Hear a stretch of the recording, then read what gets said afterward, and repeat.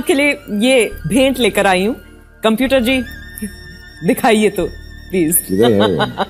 तो मेरा पहला सवाल आपसे, प्रधानमंत्री ने बीती शाम अपने भाषण में कहा कि कथित सेक्युलरों का नकाब उतर गया है इस चुनाव में, सही कहा?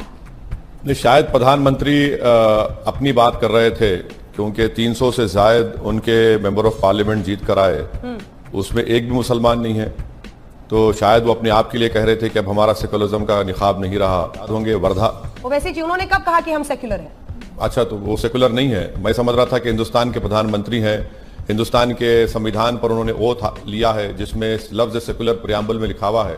अगर वो नहीं मानते तो बहुत अच्छा है। आप आज इंकशाफ हो रहा है, आपकी बात से मालूम हो रहा है कि प्रधानमंत्री कभी सेकुलर थे ना कभी रहेंगे। मैं दूसरे नजरिए वाला सवाल रख रही हूँ, मुझे ऐसा लग रहा है कि आप नजरअंदाज कर रहे हैं। मैं सिर्फ सवाल रख रही हूँ सर। नहीं मैडम, आप देखिए, मेरी आपसे बड़ी अदबन गुजारिश है कि आप बीजेपी के स्पोक्सपर्सन की तरह कह रही हैं। मुझे आप सवाल करिए, मैं रात भर बैठने को तैयार हूँ। तकलीफ अगर आपको हो रही है तो इससे आप अपने आप को एक्सपोज कर रही हैं कि आप बीजेपी को चाहती हैं। मजमून भाप लेते हैं लिफाफा देख के, या ना लिफाफा ना खत, और मजमून पे चल रही है धड़ाधड़ बयान। नहीं ऐसा नहीं है। नहीं एक सेकंड सुधांशु जी, मॉडल तो ये है ना असम का एनआरसी और सीए। एक मिनट सर, ये बताइए, आपने 2003 के रूल्स पढ़े? It was at this moment that he knew he fucked up. ये फंस गया। आपने पढ़े 2003 के रूल्स सिटीजनशिप के? अरे बाप रे, ये तो धोती खोल रहा है। आपने पढ़े नहीं पढ़े? हाँ बिल्कुल पढ़े। अच्छा, तो ये बताइए रूल 4 क्या है? उसमें सिटीजनशिप अमेंड करके देने की बात कही गई। नहीं, गलत कह रहे हैं आप। रूल 4.3 आप नहीं पढ़े सर। मैं आपको रिक्वेस्ट कर रहा हूँ, आप पढ़े लिखे आदमी है बीजेपी में, मैं आपको सबसे काबिल पढ़ा लिखा मानता हूँ। अगर आप ही नहीं पढ़े हैं तो कोई नहीं पढ़ा होगा। वक्त थे, आज मजलूम हो गए, क्योंकि सेक्युलरिज्म के जाल में ऐसे फंसे कि उलझलूल हो गए।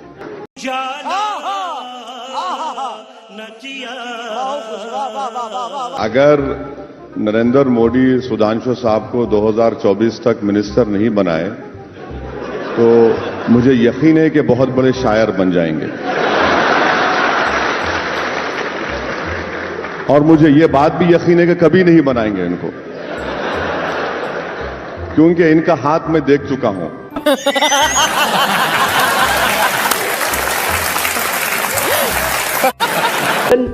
Political scenario, I see him as a neo Jinnah. Neo Jinnah. अरे संपित बच्चा है, बच्चों के बारे में नहीं बोलते, बच्चों के बाप से मुकाबला है हमारा, हम बाप को बोल रहे हैं। तो संपित बच्चा है, अभी छोड़िए ना। आप जब बड़े बात करते हैं तो बच्चों को टाई नहीं करना चाहिए। मैं तो कुछ और ही समझ रहा था। पीएम अपने आप को फकीर बताते हैं, आप प्रधानमंत्री नरेंद्र मोदी को जालिम बताते हैं। ऐसा क्यों? क्योंकि आप उल्लू के पट्टे। आप हमेशा उल्टी तरफ क्यों होते?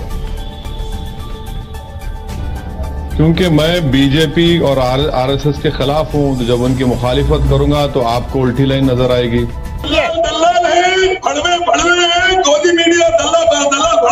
मर्यादा रखिए, थोड़ी मर्यादा रखिए।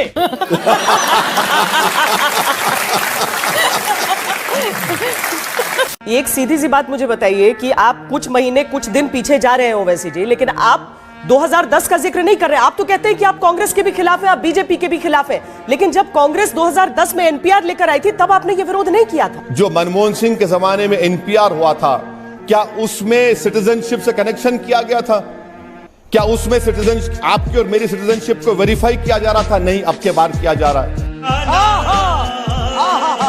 क्या उस वक्त ये पूछा गया था कि मैडम श्वेता के वालिद वालदा का नाम और उनकी डेट ऑफ बर्थ और डेट ऑफ प्लेस क्या है? नहीं पूछा गया, अब पूछा जा रहा है। भैया जी आप तो। क्या उस वक्त श्वेता मैडम से पूछा गया था कि आपका मोबाइल नंबर दीजिए, आपका पासपोर्ट दीजिए? क्या वो मैंडेटरी था? अब मैंडेटरी कर दिया गया है। तो यही तो मैं कह रहा हूं, इसमें और उसमें फर्क है। ये फर्क है जो बयान कर रहा हूं। मुझे अपने घर जाना है। मुझे घर जाना है। आपके भाई जो बयान दे जाते हैं, आपसे सफाई मांगी जाती है और उस समय आप जो बयान देते हैं ना, उसके बाद वो पत्थर की लकीर मान ली जाती है। अब गृह मंत्री ने कहा, प्रधानमंत्री ने कहा, नहीं ऐसा नहीं है, बात किसकी मानी जाएगी? अभी मजा आएगा ना भिड़ो। देखिए मैडम, आप मेरे सवालात का जवाब हजम नहीं कर पा रही हैं, इसीलिए आप चले गए मेरे भाई पर। आप डिबेट मेरे भाई पर कर रहे हैं तो उनको बुला लीजिए, मैं चला जाता हूं। अगर आप डिबेट कर रहे हैं कि अमित शाह ने जो कहा वो सच है या झूठ है, तो मैं तैयार हूं। मेरा तो इतना लाइफ खराब हो गया है, इतना लाइफ खराब हो गया है मेरा। मैं आपको मिनिस्ट्री ऑफ होम अफेयर्स के वेबसाइट से कोट करके बता रहा हूं और आप दूसरी जगह चले जा रहे हैं। मैडम, कब तक आप लोग गवर्नमेंट को सपोर्ट करते रहेंगे? मत करिए ना। देखा आपने लापरवाही का नतीजा है। कभी सच्चाई को तो मान लीजिए। अगर मैं झूठ कह रहा हूं तो आप आधे घंटे के बाद मुझे बुला लीजिए, मैं तैयार हूं सुनने के लिए। मैं तो मिनिस्ट्री ऑफ होम अफेयर्स के वेबसाइट से कोट करके बता रहा हूं आपको डिफरेंस। ये गान फट कर मैंने नहीं बनाया। कभी झुक के भी बात कर लिया कीजिए। नहीं सर, झुकना मुझसे नहीं होता सर, झुकना नहीं होता। मैं सिर्फ अल्लाह के आगे झुकने वाला हूं। और अगर आप मेरा दिल जीत लेंगे, अगर आप मेरा दिल जीत लेंगे तो यकीनन मैं सब चीज कुर्बान करने तैयार हूं आप पे। अरे तुम तो बड़े हैवी ड्राइवर है भाई। जो एकदम जो फर्स्ट इम्प्रेशन आता है वो आता है, हम सब की शिनाख्त तो हिंदुस्तानी है। आप हैदराबाद में रहें या अहमदाबाद में रहें, आप गाजियाबाद में रहें या आप इलाहाबाद में रहें। बिल्कुल बिल्कुल बिल्कुल। तो आप ये कहेंगे कि देश के प्रधानमंत्री हैं तो गुजराती नहीं है?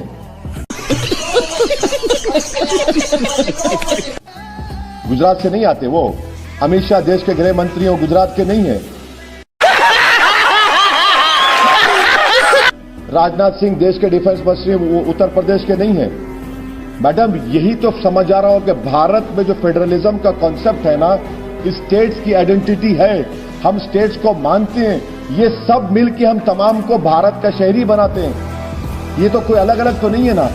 हाँ, मेरी आइडेंटिटी है, आप भी कोई स्टेट से आती होंगी, आप भी कोई शहर से आती होंगी, और आप उसके बाद भी आप कहते हैं कि हाँ मैं भारत की शहरी हूं। यही तो खूबसूरती है, ये तो डाइवर्सिटी है भारत की, प्लुरलिज्म है जो बीजेपी नहीं मानती इसको। किसी को तो छोड़ दीजिए। बेहतर यही है कि वक्त रहते इंसान सतर्क होकर अपने जज्बात को काबू में रखकर अपने कदम पीछे हटा ले और अपनी जिंदगी को एक नई दिशा की तरफ मोड़ने की कोशिश